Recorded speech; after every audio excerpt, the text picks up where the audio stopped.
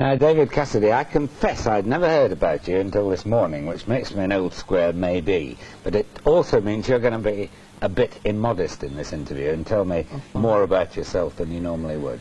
Well, I'm on a television show which is not here any longer, called The Partridge Family, which I suppose how everyone found out about me. And I'm here from the States on some record promotion. And, but why do you think you've got to these dizzy heights? I mean, they're not dizzy yet in Britain, but apparently they're going to be. They certainly are in the States. That's, you know, it's unpredictable, I guess. I really don't know. I can't say, well, there's one reason why it happened, you know. I mean, it's that way, I guess, in the States. You know, the records, I guess it's timing, a lot of it, you know. Do you feel that in any sense you've been manufactured by the industry? A lot of people ask me that, you know, because there's a lot of merchandising involved with my show.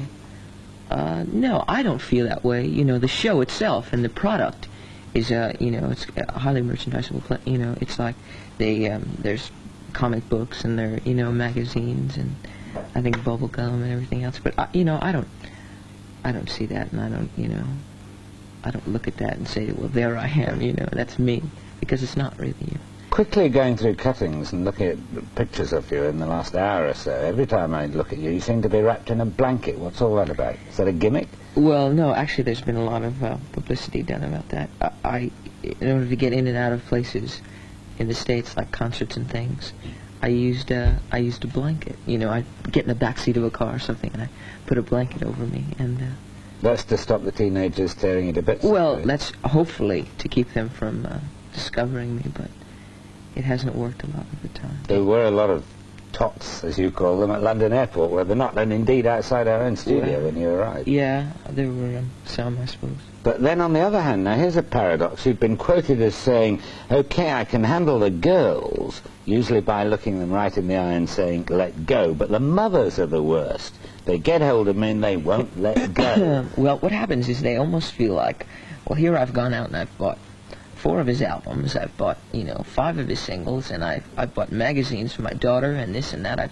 I've spent all this money, kind of, you know, for him. You know, they think it goes directly right into my pocket, and that's it. And you know, it's like they feel like almost I owe it to them to let them hold on to me, or let them kind of have a piece of my clothing or something, you know, which is it's a little distressing, you know. I mean, when you turn around and you've got 85 people kind of hanging on your back, and but you see, I was wondering whether mothers are so fond of you, if they are so fond of you, because they think that you're a clean living lad. Is this the image, the clean living lad? I guess that's the image, yeah. I don't know. I suppose, you know, a lot of it, you know, a lot of it's as it's painted. You know, we're all sort of told what to believe. Nobody, you know, they don't know me personally, so, you know, I could be a degenerate for that matter, I suppose. I mean, I'm not, but, you know, I mean, who knows?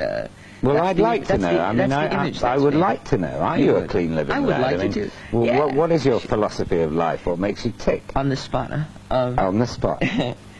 I would say my attitude about life is very positive. You know, I'm for not becoming stagnant and working, and sort of now I've had an opportunity to use everything that I've got going for me. I don't have to think any longer about you know, well, if I can pay the rent, or if I can pay this, or if I can, you know, pay the water bill and all that, you know, I now can put, you know, whatever my concentration into creative thinking. And but you're really talking about the material things of life. Well, if you're earning 100,000 a year, really. You can certainly pay the bills, well, that's for sure. Yeah. But what's your view, and how do you live your life in terms of what might be called a new morality? I mean, you know... How do I live my life? I live it the way I want to live it, you know. I mean, it's not, I'm not a thief or a murderer or any of that, if you'd like to know that. I mean, I'm sure I'll easily cup to that, you know. But, would you identify yourself with the hippies, for example? No, I've never met one. So I really don't know what that is. I'm just, you know, I'm who that is, I guess, you know. That picture there? Yeah, yeah.